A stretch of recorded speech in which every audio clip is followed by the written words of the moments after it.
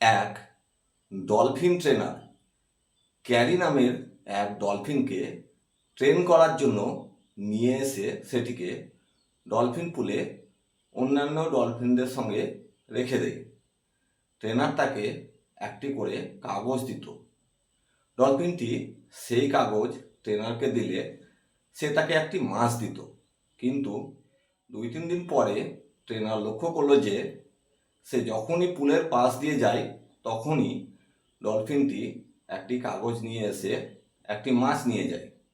তখন সে দেখে সে যতগুলি মাছ ডলফিনটিকে অলরেডি দিয়েছে ততগুলি কাগজই দেয়নি। অনেক পরীক্ষা করার পর দেখতে পেল সে যে কাগজগুলি ডলফিনটিকে দিত সেই কাগজগুলি ডলফিনটি ছিঁড়ে ট্রেনারকে দিত। কারণ ডলফিনটি বুঝে গেছিল যে একবার কাগজ দিলে মাত্র একটি মাছই পাওয়া যাবে। তাই ডলফিনকে জলজ প্রাণীদের মধ্যে সবচাইতে বুদ্ধিমান প্রাণী বলা হয়।